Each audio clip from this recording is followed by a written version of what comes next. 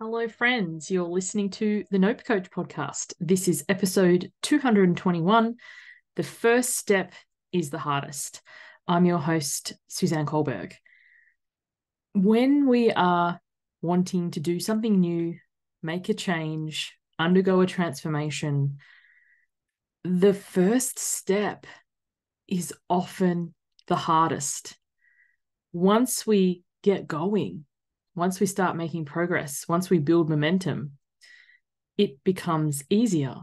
But there's so many barriers to entry. Think of something that you have wanted to do and have been putting off. So for me, starting a podcast. I wanted a podcast for years. Even before I was in business, I wanted a podcast because I enjoyed the medium. I enjoyed listening to podcasts.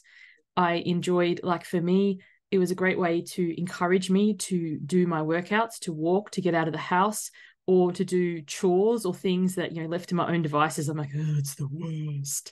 But if I listen to a podcast, and to this day, podcasts and audio books are the ways I get through cooking, cleaning, things that I don't otherwise enjoy. I feel less alone, even though I'm an introvert and I like to be alone. That's a whole story for another day. But the point I'm trying to make is the first step's the hardest because I had no idea how to start a podcast. What kind of equipment do I need? How do I edit it? How and where do I upload it? How do people find it? What do I title it? It was just like, this is all too hard. Another thing, I always known I wanted to write a book. And thus far, I have self-published one book. There'll be others on the horizon. And I even have topics and titles and things that I want to do. But once again, it's that first step that is the hardest. And the other thing I want to talk about is when we are having a challenging time, when we're having a personal winter, when we're the hot mess express and we're reaching out for support, whether it's being hiring a coach or finding a therapist or looking for a doctor or a specialist or someone to support us, the first step is often the hardest. Who do I go to? How do I go about booking an appointment? How long am I going to need to wait? And so on and so forth.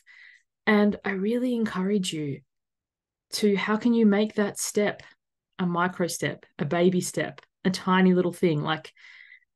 Don't discount the progress that you're making. If you are Googling, if you're listening to this podcast, for example, and you're thinking about joining Why Wait, my program, the upcoming cohort is in January 2nd. You might be like, will I, won't I? I don't know.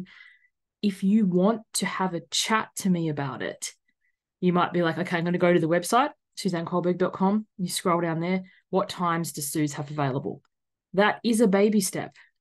That's the step you take before you even book in. You might look at the times a couple of times, hit refresh, go away, come back, sit with that step. And then you might make the step of actually booking in. And for anyone listening, it's not uncommon for people to book a time and then cancel the very first time they talk to me because it's a big step. You're speaking to basically a random stranger off the internet who you may or may not have been following for quite some time. A lot of people I speak to, they've been following me for 12 months or more, or somebody recommended me last week. But either way, we're effectively random stranger off the internet. And all the things that go through your mind, is she actually going to be able to help me? Am I too far gone? Am I beyond help?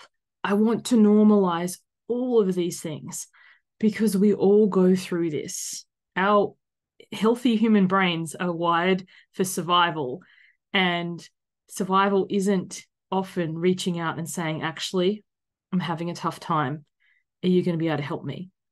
And I think, the first step is often the hardest, making that initial connection, hitting buy now on the program. Once you're in and you've got the momentum and you start showing up, that's a whole different story. So the trajectory of a client that I work with, most often, though not always, have followed me for 6 to 12 months before they even book a call or join my program.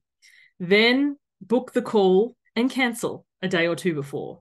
Then book the call again and are kind of embarrassed because they cancelled the first time, which, no shame or shade, as long as you're past the 24-hour reschedule thing, it does not bother me whatsoever. I understand cancels. No shows, that's the only time I think, I think no shows are the worst, because understandably, legitimately emergencies happen. Today, I had to cancel my afternoon because my daughter fell down a flight of stairs at school. She's okay, for everyone listening. Bruised, battered, in a lot of pain, yes, but nothing's broken, thankfully, though she's going to need to use the lift at school for the next few weeks while that heals. But, things unexpectedly happen. I get that. But, the fear on the second guessing also happens. But it takes a level of bravery to show up. And then when you have that call, like I know when you have that call with me, I'm not going to pressure you in any way, shape, or form to sign up. I don't even take your bank details or whatever on the call. I encourage you to really think about it. It's an investment. It's an investment in yourself of not just money, but time and energy. Do you have the capacity for that right now? But then what happens is, after people have signed up, we usually have what I call it, honeymoon period, a golden period of anywhere from a month to 2 or 3 months, which sometimes can work really well, because Why Wait is an 8 to 10 week program genuinely. Like the January cohort's 8 weeks. This current one we're just finishing was 10 weeks. But sometimes that doesn't happen. And I want to normalize this. Like in any transformation journey, from my seat, coaching, observing, having my own, the first step takes the longest.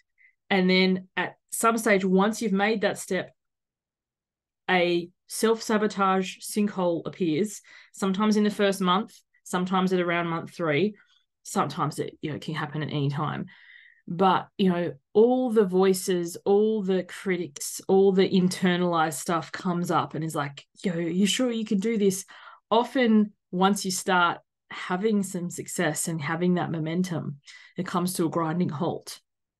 That is totally normal as well. And then once again, we're back into this, the first step's the hardest. Once you've fallen off the wagon, I really don't like that as an analogy, but most people can understand.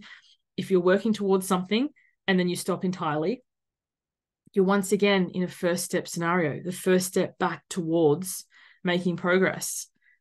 But we don't need to do a giant leap.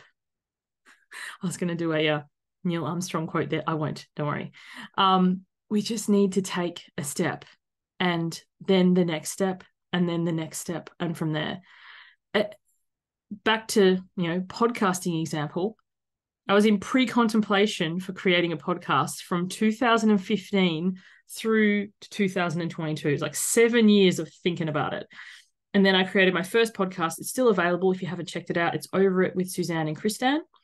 There's about 30 odd episodes of that. And then earlier this year, we started this one, which is the Nope Coach, and it's been a daily show. Sometimes I get overwhelmed by the goal. It's like 365 days. That's a lot.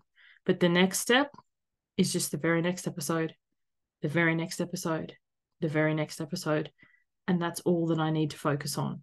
And the same thing for whatever it is that you're trying to do: get fit, start a business, release weight, set better boundaries, have stronger communication with colleagues, loved ones, family, friends, children, whatever. Don't get too focused on the finish line or where you want to be. Like the very next step, the very next conversation, the very next meal, the very next workout, the tiniest little progress in that direction. I hope that's been helpful. If you would like to know more about my program, Why Wait, if you head to SuzanneCulberg.com, it's a beautiful description of it there, and you can book a call to chat to me about whether this program is a fit for you. I would love to talk with you. Once again, it's an obligation-free call. It's free at this stage. I might charge for them in future. I'm not sure. And it's not salesy or pushy or pressing all the buttons or the point. No. Why Wait is going to be work. There is a monetary component, so there is an investment of money, but there is also an investment of time and energy. It doesn't have to be heaps of time. It's not all day, every day. It's not a boot camp. It's nothing like that.